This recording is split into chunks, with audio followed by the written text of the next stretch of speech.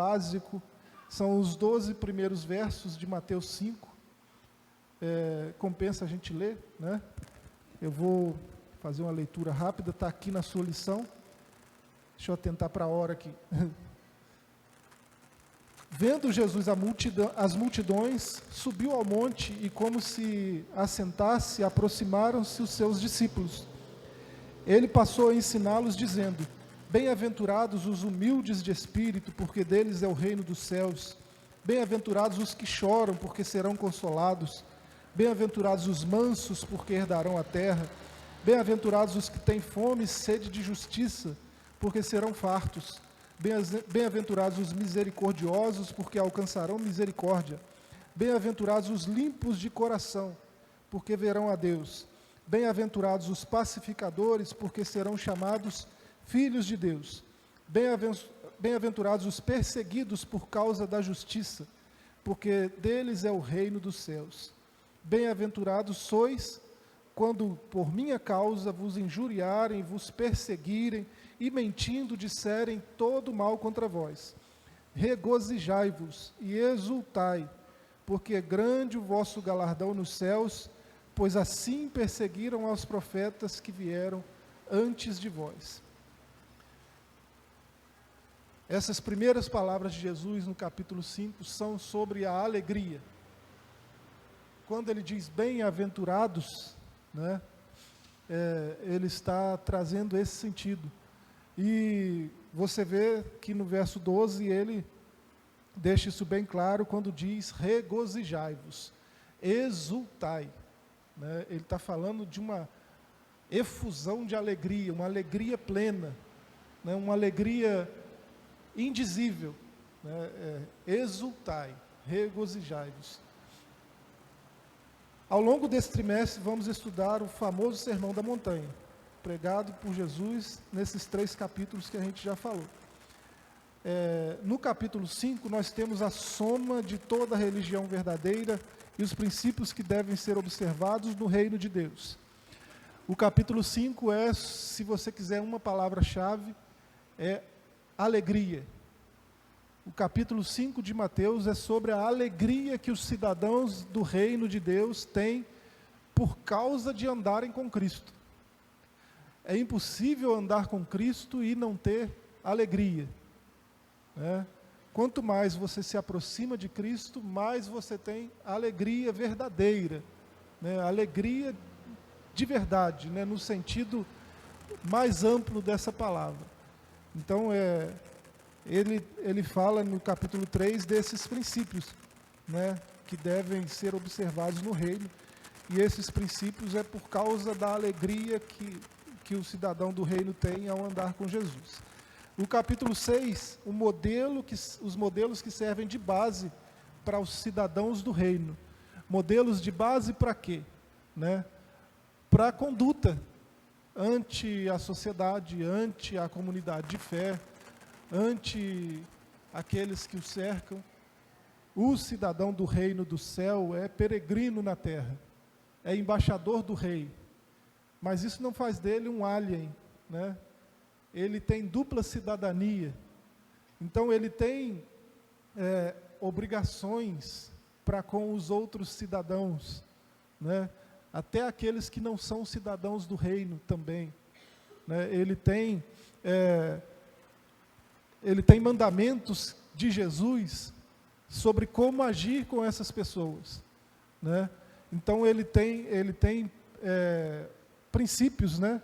Ele tem princípios de base de conduta, modelos que devem ser aplicados e seguidos nos relacionamentos, né? Com aqueles mais próximos, com aqueles da comunidade de fé, com aqueles que nem são da comunidade de fé, com a sociedade em geral.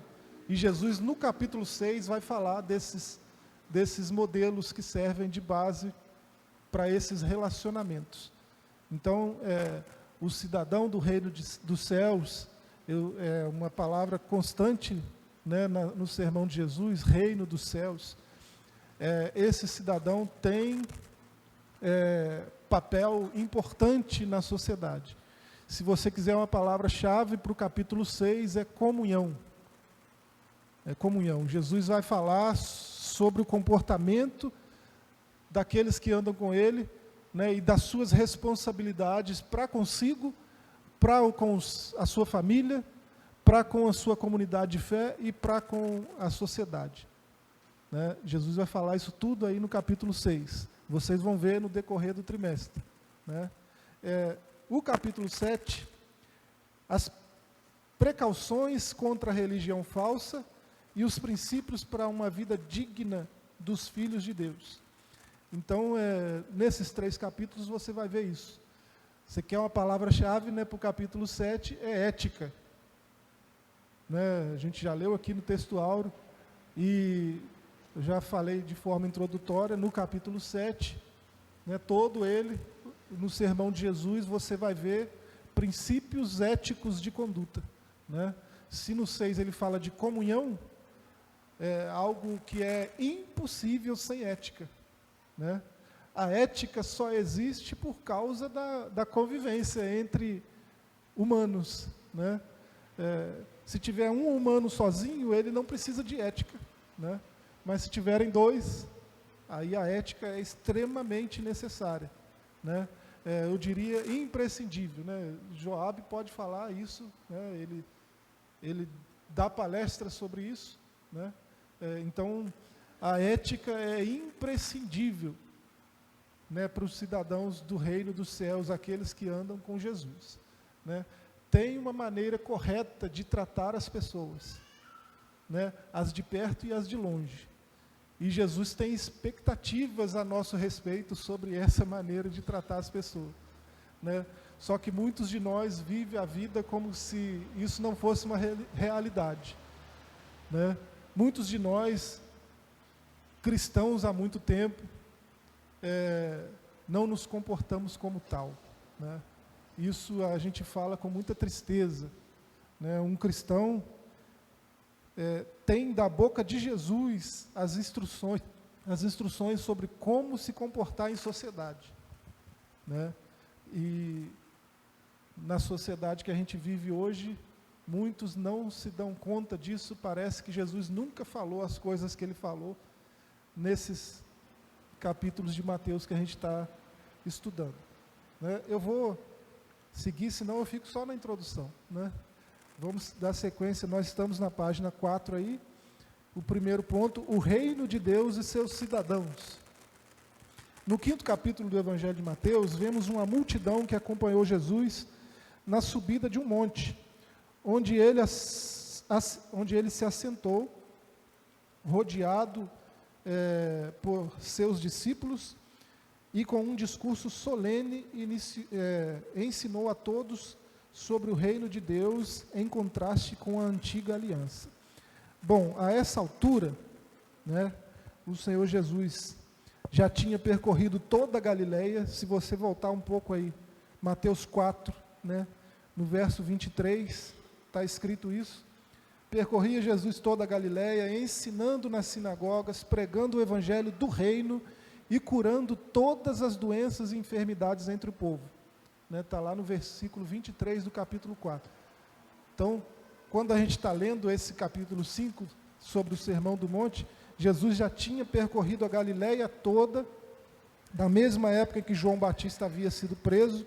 Né, você vê isso no capítulo 12, no verso 12 do capítulo 4 de Mateus, e ele ensinava nas sinagogas, pregava sobre o reino e manifestava sua misericórdia, né, curando qualquer um que chegasse com qualquer problema.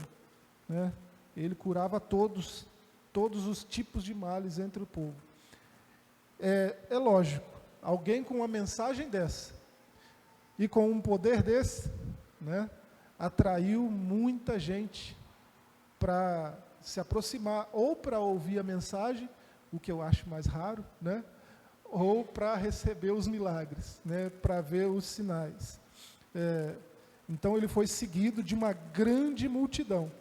Aí no verso 25 do capítulo 4, vai falar que multidão é essa. Ó, verso 25, grandes multidões o seguiam da Galileia, de Decápolis, né, 10 cidades, de Jerusalém, da Judéia e de além do Jordão. Tinha gente dessas cidades todas que a essa altura estava seguindo Jesus. Né? Pensa numa grande multidão de todas as cidades da vizinhança. Né? Essa gente toda estava seguindo Jesus. Aí, como o discurso que ele vai proferir é um discurso de uma riqueza muito grande, né? O próprio Agostinho, que chamou de Sermão do Monte, ele chamou de a soma de toda a religião verdadeira. Né? Então é um discurso muito importante, tanto que a passagem de Mateus mais comentada de todos os tempos. Né? Centenas e centenas de comentários, de livros, de doutores, de mestres, comentando sobre essa passagem. Né? Inclusive fora do cristianismo. Né? Uma passagem extremamente comentada. O evangelista Mateus, né, descreve nesses 3 capítulos esse sermão, né, conforme a gente diz, e ele começa aqui, nessas bem-aventuranças que a gente leu, né, ele começou a ensiná-los dizendo, né, essa grande multidão que veio acompanhando Jesus, ele levou essa gente toda para esse monte, né, que há controvérsia sobre qual monte seria, então eu não quero nem comentar, né, mas é um monte lá em Israel, e ele levou esse povo para lá, e se assentou, né, e começou a falar essas palavras que a gente está lidando com elas a partir de hoje. E a primeira coisa que ele falou foi bem-aventurados. Né? Essas bem-aventuranças são os princípios, né, para o seu reino. Os princípios que os cidadãos do reino devem seguir. Né? E são também atributos do reino. É o que a gente está vendo aqui, os atributos do reino. Segundo o dicionário Puberan, atributo é a qualidade própria e inerente, né, à faculdade, o sinal distintivo. Ou seja, os atributos são características próprias e particulares de algo ou de alguém, né, particulares a algo ou a alguém. É o que torna esse algo único. Por exemplo, a inteligência humana. Né? Essa capacidade de estar diante de alternativas diversas, olhar para essas alternativas e analisá-las logicamente, analisá-las com inteligência, né? E pesá-las, né, com sua própria medida, com sua própria balança, e identificar entre as alternativas a que é de maior valor para si e ir em direção a ela. Né? Isso é inteligência humana. Nenhum outro animal faz isso. Só o homem tem essa capacidade de escolha. Né? Eu sei que, como em todo lugar, tem calvinista infiltrado aí, por aí. Né? Você vai falar algo diferente disso, mas, assim, é um consenso, né? Até alguns calvinistas dizem que, pelo menos em certa medida, o homem tem essa capacidade de fazer escolhas. Né? Mas isso é científico. Né? O homem é o único animal que pensa e que é capaz de discernir entre as alternativas à sua frente a melhor para ele. Né? É o que a gente chama de escolha. A escolha é um exercício intelectual. E esse é um atributo do ser humano. Né? Quer dizer que nenhum outro ser na criação tem essa particularidade da inteligência. Né? Então, atributos do reino vai nesse mesmo sentido. Coisa que só o cidadão do reino tem. É essa alegria que a gente está falando e que a gente vai falar com mais frequência, né? Vocês vão olhar para isso com mais frequência nesse trimestre. Essa alegria é um atributo, né, dos cidadãos do reino. Só aqueles que andam com Cristo têm. Né? O reino de Deus é composto por pessoas com qualidades muito especiais, que lhes garantem a verdadeira e completa felicidade. Esses atributos são conhecidos como bem-aventuranças. É importante ressaltar que, ao ensinar sobre essas qualidades, Jesus não estava falando de uma passividade total ou a um conjunto normativo jurídico que abolia a repreensão aos transgressores e violentos da sociedade, mas de um padrão moral, não social, mas individual e próprio dos cidadãos do reino implantados por Jesus, né? Quando ele está dizendo bem-aventurados os mansos, né? Ele está falando de mansidão como um atributo do cidadão do reino, né? Eles são mansos. Ele não está falando de algo, ele não está falando de ética aqui, né? Ética é lá no capítulo 7. Aqui ele está falando de atributo, né? Então não é uma atitude passiva diante da sociedade, né? O sujeito é tão manso que alguém olha para ele e fala, vou fazer de bobo, né? Vai lá e faz de bobo mesmo, né? Não é disso que Jesus está falando, né? Jesus está falando de um atributo que o cidadão do reino tem, né? Que é a mansidão. Isso vale para todos os outros aí, né? Bem-aventurados sois quando perseguidos, né? A mesma lógica. Se você é cristão, se você segue a Jesus de perto, né? Eu não sei se é uma boa ou se é uma má notícia, você vai ser perseguido em algum momento, né? Sendo cristão, isso é um atributo dos cidadãos do reino, né?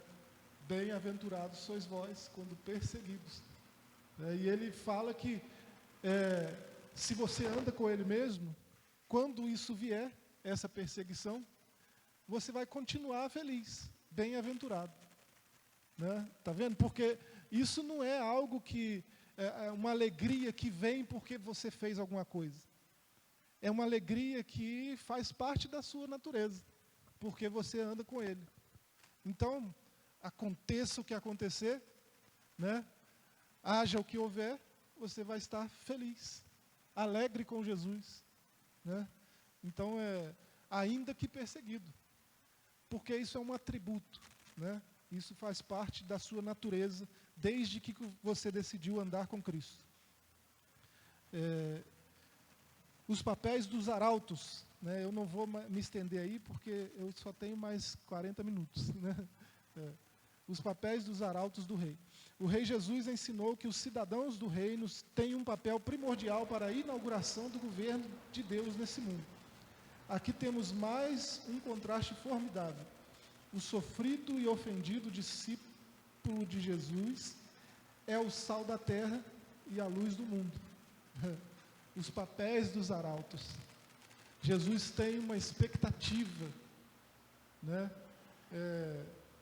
a seu respeito. Desde que você decidiu andar com Ele, desde que você respondeu ao seu chamado, né, quando Ele te chamou e você respondeu positivamente, eis-me aqui, Senhor, desde esse dia, né, Ele tem uma expectativa a seu respeito, que é que você seja sal da terra e luz do mundo. Essa expectativa, né, aí sim, diz respeito à ética. Mas ele falou das bem-aventuranças para você não pensar que é por sua causa o salgar, para você não pensar que é por sua causa o iluminar. Aí ele fala dos atributos, né, daquela alegria que por andar com ele você tem como atributo, né? Então, o salgar também é por causa dele, o iluminar também é por causa dele, né? Você brilha porque ele investiu luz em você, né? Você salga porque ele investiu bom tempero em você, né? Porque ele olhou para esse mundo e teve misericórdia desse mundo e fez de você um agente transformador desse mundo, né? Então, quando você é sal, você conserva, porque o mundo jaz no maligno, mas ainda tem coisas de bom, né? Ainda tem a graça comum de Deus manifesta no mundo, né? Então, ainda tem bondade no mundo. Toda boa dádiva vem dele, do Pai das luzes, né? E quando o escritor bíblico diz toda boa dádiva, né, ele está falando isso mesmo. Tudo que há de bom no mundo veio dele, o Pai das luzes, né? Tudo vem dele. Então, você olha para o Djavan, né, aquele talento todo, adivinha quem deu? Né? O Pai das luzes. Não tem como alguém, por si só, né, sem Deus, produzir nada de bom. Eu não estou falando que ele está com Deus. Estou falando que Deus deu para ele um presente, que ele decide o que fazer com isso. Porque ele tem livre-arbítrio.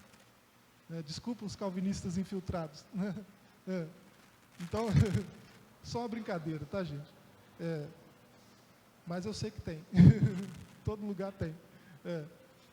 Então, você olha para qualquer coisa boa que está por aí, né, veio de Deus, né? Qualquer coisa boa, vem para isso, falando de arte, falando de qualquer outra coisa, né? Eu citei o Djavan aqui, mas você pode pensar em qualquer outra coisa, qualquer outra pessoa, qualquer outro tipo de coisa boa, né? Então, vem do Pai das luzes.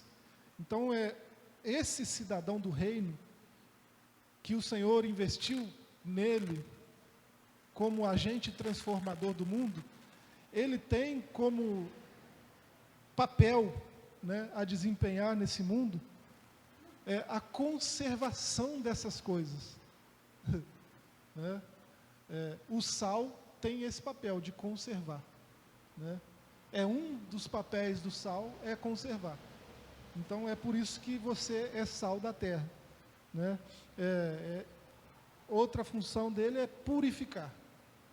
Então, você olha para fora e vê um monte de coisa que está apodrecendo, é sua função purificar aquilo, né? É sua função. Aí a igreja passou um tempo de obscurantismo, né, que abriu mão desses papéis, né? O papel de conservar, o papel de purificar, né? Mas graças a Deus há um movimento de retorno, né? E a igreja está entendendo o seu papel na sociedade, está começando a entender de novo, né? Nós temos um papel transformador na sociedade, né? Se você olha para aqueles prisioneiros lá, né, lá no presídio, lá na APAC, e você olha e você percebe, ali está a escória da sociedade. Tudo de ruim está ali. Tem gente ali que matou a mãe. Aí você olha que eles apodreçam lá, né? Existe essa visão dentro da igreja, infelizmente, né? Aí a gente que é meio doido vai para lá pregar o evangelho para eles, né? Tem gente que olha para a gente e fala que eu já ouvi, vocês estão perdendo tempo. Vocês são doidos, ficar preso lá, né? E se acontecer alguma coisa, aquilo ali não vale esse esforço todo. Tem gente que matou a mãe, falaram assim, né? Chama a gente de doido. Mas é papel seu, é papel meu, da igreja, né? Está apodrecendo, de tão ruim que é. Mas vamos lá, a gente é sal da terra. Você sabia que sal purifica? Sal retém a deterioração, o apodrecimento, né? Então é papel nosso. Então a gente dá graças a Deus que a igreja em todos os tempos, né, passou por altos e baixos nesses papéis, né? E graças a Deus parece que há um movimento de retorno de novo, né? A igreja precisa influenciar a sociedade de forma positiva, né? Digamos que um dia, né, por algum motivo, a Igreja Batista Renascer tenha que sair daqui e ir para um outro lugar. Eu acho que isso está até próximo de acontecer, né? Mas digamos que isso aconteça amanhã. Amanhã, segunda-feira, sai todo mundo daqui e vai para outro lugar. O povo do tobogã têm que sentir falta da Igreja Batista Renascer. Eles têm que olhar com saudosismo. Lembra quando tinha uma igreja aqui? Não sei se vocês estão me entendendo, né? Porque a igreja tem que ser relevante para o contexto social onde ela está. Por isso que Jesus falou: vocês são sal da terra, luz do mundo, né?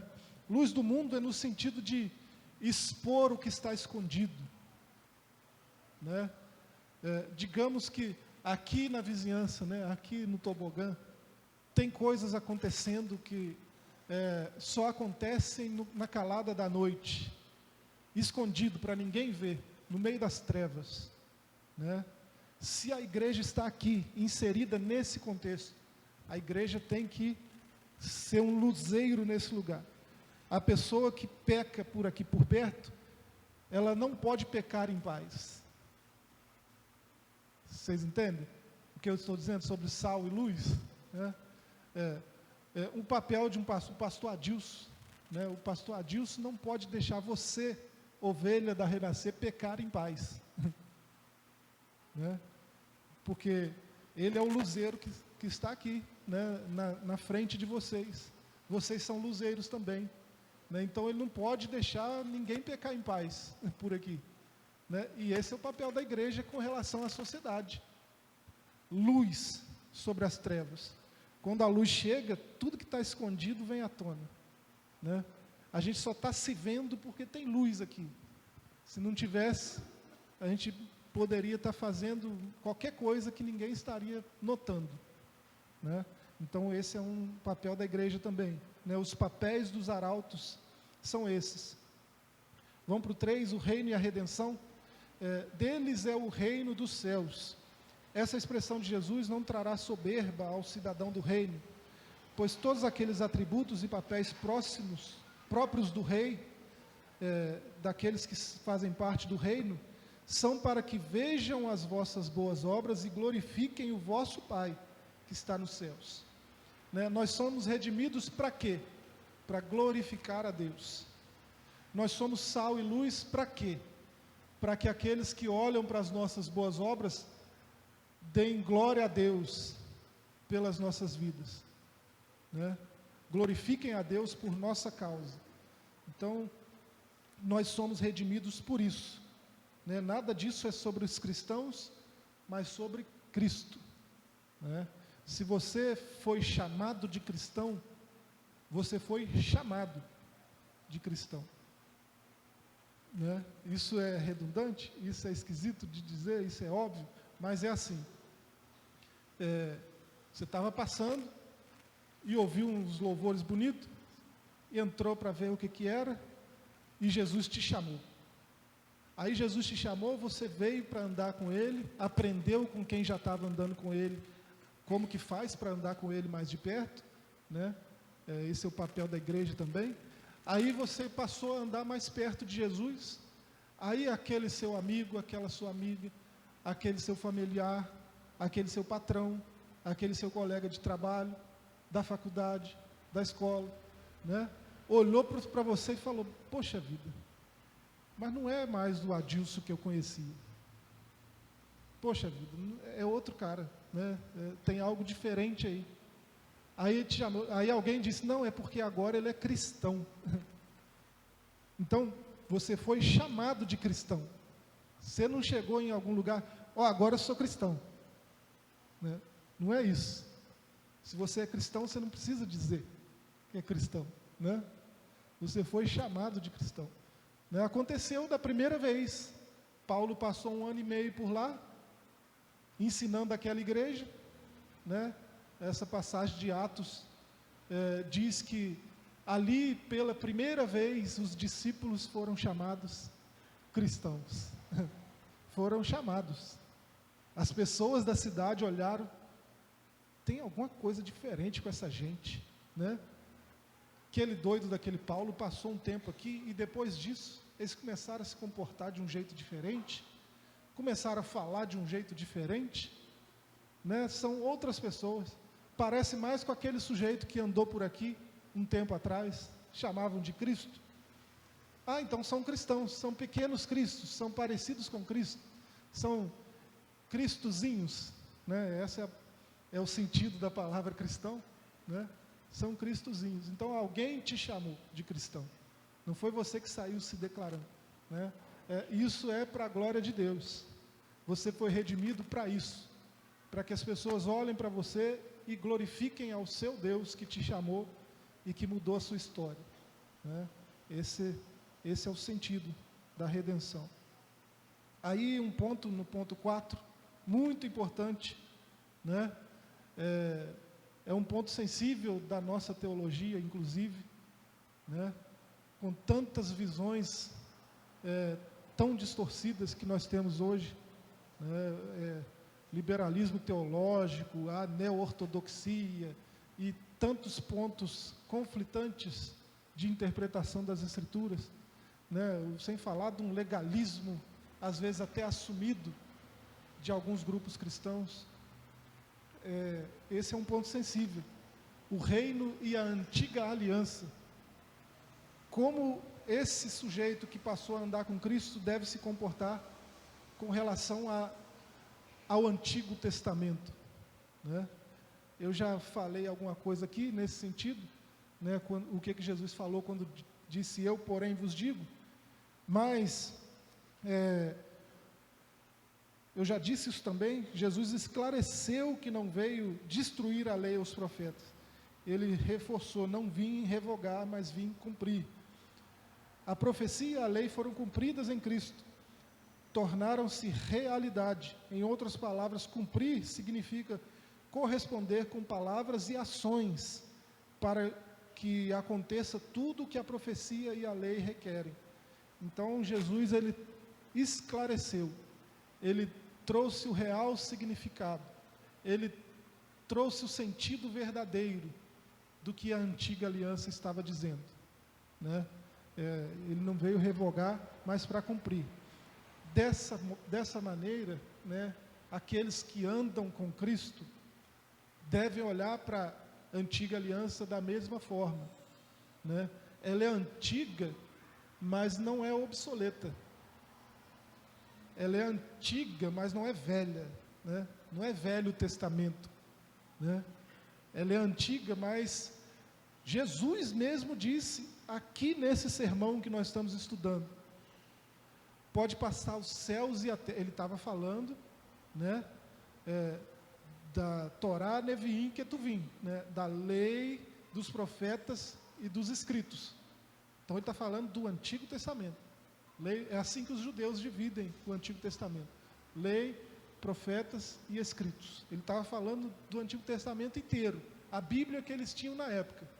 Aí ele diz: pode passar os céus e a terra, mas nem um iode, nem um queraia, né, nem um pequeno sinal gráfico, em outras palavras, né, dessas escrituras vai cair, vai passar. Não vai cair, digamos, um tio e um apóstrofe, né, atualizando a Bíblia aí, né, nova Almeida atualizada, né, atualizando a Bíblia aí.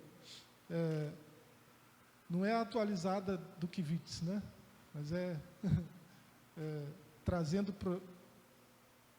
para os nossos dias, né? O que Jesus quis dizer é isso. Nem um sinal gráfico menor que seja, né? Nem um tio, nem um apóstrofe vai cair, né, das palavras que a gente já tem, né? Das palavras que Deus diz, que já estão ao nosso alcance, que já são acessíveis para nós. Ele falava do Antigo Testamento, né? Parece que o céu está ali ainda, né? Nós estamos ainda sobre terra firme. Então nem a terra nem o céu passaram ainda, né? Então a antiga aliança ainda é proveitosa para nós, né? A diferença está na forma como nós lidamos com ela, né? Nós recorremos à lei moral. Nós não recorremos mais à lei ritual, né, a ritualística da lei. A gente não se obriga a guardar os dias, as estações, as festas, né, até porque a gente não é judeu. é ordenança perpétua para os judeus. A gente não é judeu, né? Então a gente não precisa da lei cerimonial nesse sentido. Ela nos ensina, né? Elas apontam para Jesus, né? Mas a gente tem como regra de fé e prática a lei moral, né? Aí Jesus vai explicar cada uma delas com detalhes, com pormenores, ainda no Sermão do Monte, né? Um exemplo eu já citei aqui do não matarás, né? E vocês vão ouvir ao longo do trimestre melhor sobre isso. Então é assim, né? Ainda tem poder, né? Todas as palavras que Deus inspirou. Por isso que a sua Bíblia tem Antigo e Novo Testamento. Vamos para os moldes do reino, capítulo 6. No capítulo 6, eu já disse, é um capítulo sobre a comunhão.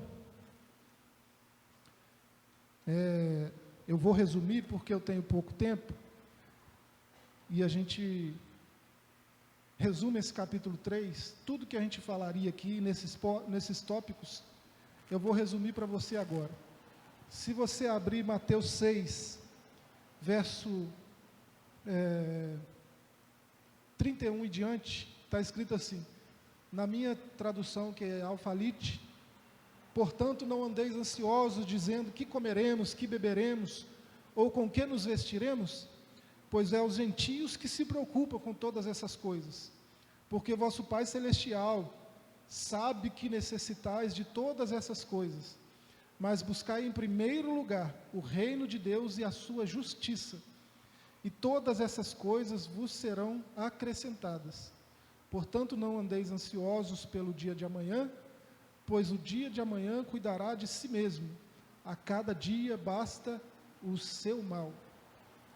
Então, Jesus fala da ansiedade, e parece que é algo recorrente nos nossos dias. Muitos andam ansiosos por bobagem, né? Por causa de coisas supérfluas mesmo, né? Quando Jesus garantiu que não nos faltaria nada de que a gente precisa, nada do que a gente necessita, Ele deixaria faltar. Então Ele diz que o cidadão do reino, ele não precisa se preocupar com essas coisas, porque são os ímpios, os gentios, os afastados de Deus, que se preocupam com isso, né? Não deve fazer parte da sua preocupação que roupa usar. Você tem 30 ternos no armário e está preocupado porque você não tem aquele que você viu na loja. Você não deve estar ansioso por isso, né? É o que Jesus está falando. Eu já não te dei 30? Né? Para que você quer mais aquele lá? Né? Você não deve andar ansioso por isso. É um tema sensível nas Escrituras, né? Você lembra que foi um problema para Sansão, né? Você lembra que vestes trouxeram problemas para ele, né? E grandes problemas. Foi um problema no arraial de Israel. Um sujeito lá pegou o anátema que Deus disse que não era nem para tocar, escondeu lá na tenda, e o povo começou a sofrer por causa do anátema escondido. Aí quando finalmente chegou nele, ele falou: eu vi uma boa capa babilônica. Isso me chamou a atenção. A preocupação do cara, preocupado com capa, preocupado com roupa, né? Para que você vai preocupar com uma bobagem dessa? Alguma vez faltou para você? Né? Não, eu vi lá uma boa capa babilônica. Aí começou a pegar, já que veio a capa, né? Esse colar aqui também é bacana. Isso aqui também é bacana. Aí foi pegando os despojos que Deus disse que não era nem para tocar, porque era anátema. Você sabe que anátema é uma coisa que, quando for destruído no fogo, completamente destruído, vai redundar na glória de Deus. É por isso que o lago de fogo está preparado para Satanás e aqueles que o seguem, né? Deus não criou nada para ser destruído, mas como perverteram a natureza para que Deus os criou, né? Em algum momento, esse momento não chegou ainda, em algum momento, nada neles vai glorificar a Deus, né? Agostinho, né, o mesmo que chamou esse sermão de Sermão do Monte, diz que o diabo é o diabo de Deus. Às vezes ele sem querer faz a vontade de Deus acontecer, querendo atrapalhar os planos de Deus, ele faz acontecer, né? Olha para a história de Jó, né? Então, em algum nível, Satanás ainda glorifica a Deus. É por isso que não foi destruído ainda. Olha para Caim, né? Agora qualquer um que me vê vai querer me matar. Ele botou um sinal. Esse sinal é o sinal da graça. A expectativa de Deus é que Caim o glorifique como Deus, que Caim volte para ele, se arrependa do que fez. Nunca aconteceu, mas Deus tinha essa expectativa, né? E tem essa a nosso respeito também, que a gente sempre ande com Ele, né? Porque senão seremos anátema.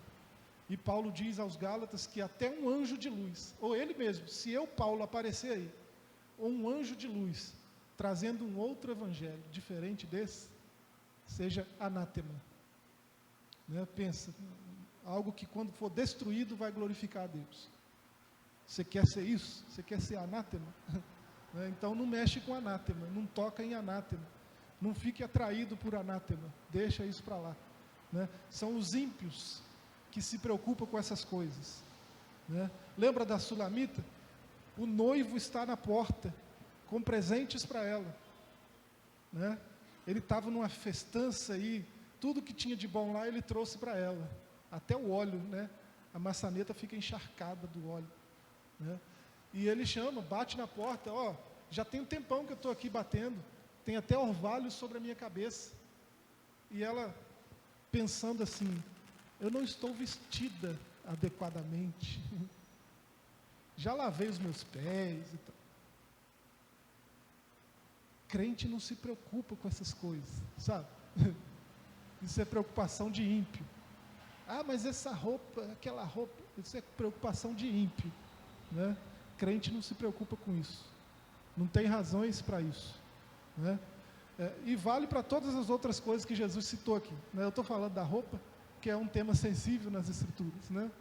Então vale para todas as outras coisas. Olha para José, né? A capa de muitas cores causou problema, né? Então a gente não deve ter esse tipo de preocupação. Jesus fala depois, com respeito ao capítulo 7, né, as exortações aos remidos, aí ele trata da ética do reino, né, como se comportar, né, como não se comportar, o que é mais importante ainda. Então, olha a riqueza desse sermão que nós estamos meditando, né?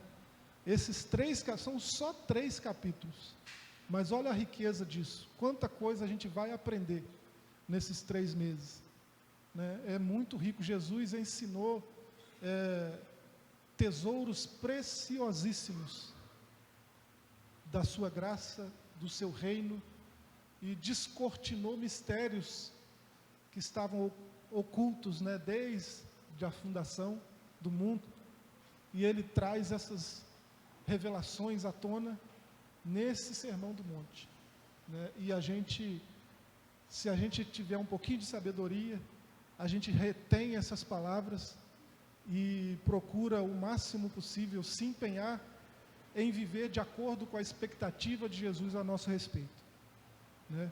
Ele espera atitudes nossas, Ele espera respostas nossas ao que Ele falou, ao chamado dEle, né? E a responsabilidade está conosco, de responder ou não às expectativas de Jesus, né? Ainda sobre o capítulo 6, tem algo que eu não falei, mas eu preciso falar, que é sobre a comunhão. Eu disse que algo que define esse capítulo, né? Uma palavra-chave sobre esse capítulo diz respeito à comunhão. E Num verso do capítulo 6, deixa eu encontrar aqui, ele fala sobre a oferta,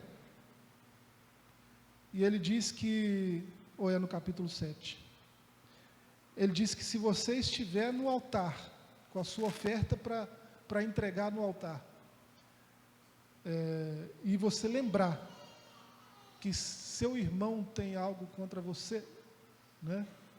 Você deve deixar a sua oferta, correr lá no seu irmão, né?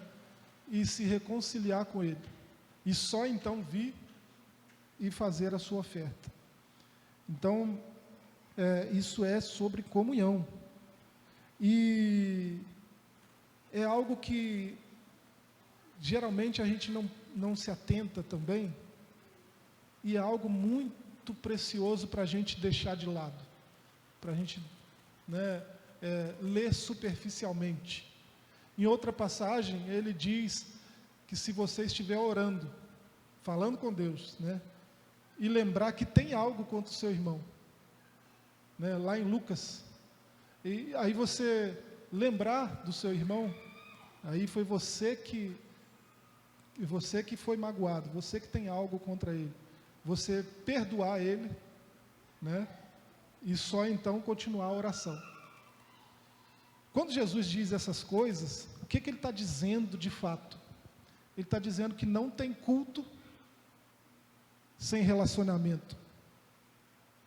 Ele está dizendo que não tem comunhão com Deus, relacionamento com Deus, sem relacionamentos sadios com os nossos irmãos e até com os de fora, né? É por isso que o apóstolo Paulo diz que quem não age assim, né, com o seu irmão, né, quem não responde a essas expectativas de Jesus quanto à sua comunidade da fé, pelo menos com os irmãos, e Paulo usa o termo domésticos da fé, né, a sua família de fé, no seu caso é Batista Renascer, né? Quem não é cortês, quem não é perdoador, quem não nutre bons relacionamentos com os domésticos da fé, Paulo diz que é pior do que o descrente, e negou a fé. Paulo concorda com Jesus que sem relacionamento não tem culto. Não sei se vocês estão me olhando meio assustados, né? Mas eu acho que vocês estão entendendo, né?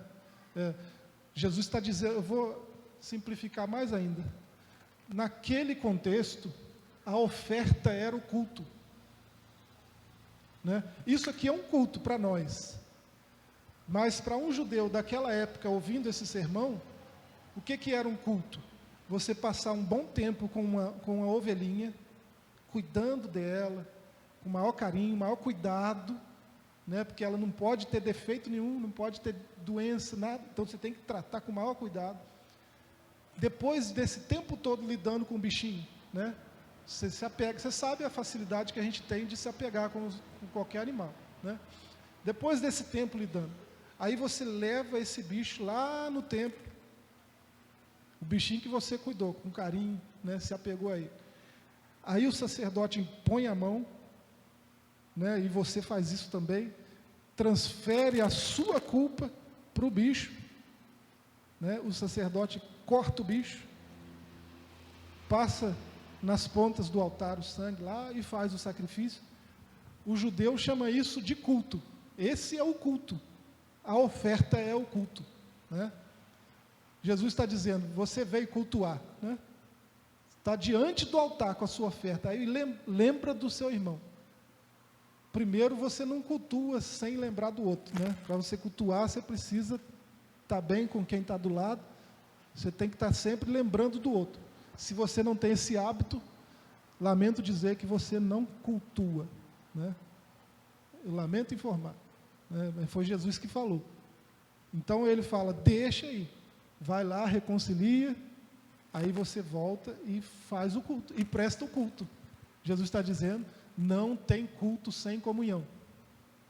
Jesus está dizendo, não lembrou do outro? Não vem cultuar, não. Né? Mais ou menos isso. E a relação com Deus, que é mais íntimo ainda. Você está lá no seu quarto, só você e Deus.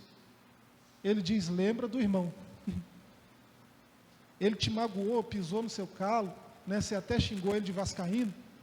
Lembra dele. Perdoa, libera o perdão, né? Aí só então continua a oração. Não dá para falar com Deus sem lembrar do Joabe, sem lembrar do Adilson. Olha só que coisa, né? Não dá para falar com Deus sem lembrar do irmão, né? Então é disso que Jesus está falando. Não tem culto e nem tem conversa comigo. Se você é desses que, eu sou assim mesmo, e comigo o pavio é curto mesmo, e comigo não tem mexido, e se você é desses, lamento informar, né? Você perde o seu tempo, quando você vem 5 horas da manhã para a oração, quando você ora todo dia lá, 3 horas da manhã, no seu quarto, você está perdendo o seu tempo, sabe? Jesus que falou, não é o irmão Joás, né? Está perdendo o seu tempo. Aí vamos para os capítulo 7 e eu termino, né? Jesus fala aqui das ilustrações, das responsabilidades do remido. Ele fala que ele tem, você como cristão, tem responsabilidades com você mesmo. Você deve se cuidar, cuidar da sua alma, cuidar do seu corpo, da sua saúde. Então você tem responsabilidades consigo, né? Jesus diz isso nos versos 3 a 5 do capítulo 7, desse Sermão do Monte de Mateus. Você tem responsabilidades para com os ímpios, aqueles caras estão lá na PAC, estão lá no presídio, você tem responsabilidade com eles. Eles não precisam apodrecer lá sem saber da verdade, né? Então você tem responsabilidade para com os ímpios também, e você tem responsabilidades para com Deus. Então, todas essas responsabilidades aí, você deve saber delas e deve, sabendo delas, agir de acordo com a vontade de Deus. Então, se você não sabe, né, leia esses capítulos, não falte a essas aulas, está mais para o final do trimestre, mas você vai ser instruído sobre essas realidades aí, das responsabilidades dos remidos. E depois Jesus faz uma série de ilustrações duplas, né? 2 estradas, 2 animais, né? Dois tipos de discípulos, 2 árvores, 2 construtores, né?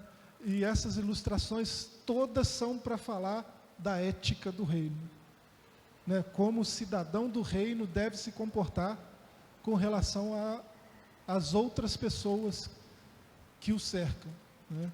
Tudo isso é sobre a ética do reino. Então, o Sermão da Montanha apresenta a regra perfeita da vida cristã, repleta de felicidade e paz genuínas, como disse Agostinho. Quem quer que considere de modo piedoso e simples o sermão que nosso Senhor Jesus pronunciou na montanha, segundo lemos no Evangelho de Mateus, julgo que encontrará nele, no tocante à retidão moral, a regra perfeita da vida cristã. O que não ouso afirmar temerariamente, mas deduzindo das mesmas palavras do Senhor, disse Santo Agostinho. Sendo assim, nós que temos fome e sede de justiça, procuremos viver piedosamente de maneira sensata e justa, imitando o seu modo de estar no mundo, com confiança no Pai e à espera da manifestação plena do seu reino. O reino de Deus já veio, e ele disse que está entre nós, cidadãos do reino, né? O reino não é uma realidade futura, escatológica, não. Ele diz, já está no meio de vocês, né? E ele não diz que o reino de Deus está em mim, Joás, né? Não está em você, Rony, né? Ele não disse isso. Está entre nós. Hoje tem esse tipo de arrogância, né, no meio da comunidade cristã. Um sujeito diante do espelho, né, olha para o sujeito diante do espelho, bate no peito e fala, eu sou a igreja. Coisa nenhuma, né? Conversa fiada. Está tão enganado, tadinho, né? Está orando à toa, está cultuando à toa, perdendo tempo, né? Nós somos a igreja. Nós somos, né? No reino não tem essa coisa de é comigo, né? De bater no peito e eu faço, eu aconteço, né? Isso aqui é resultado de um trabalho em equipe, né? O talento e a habilidade do Adilson com a arte, né? E minha curiosidade com as escrituras. É um trabalho em equipe. Alguém revisou o texto, alguém imprimiu a revista, né? Porque nós somos igreja, né? Tem assembleiano falando para Batista renascer, porque eu não sou assembleiano, você não é batista, nós somos igreja, nós somos igreja, né?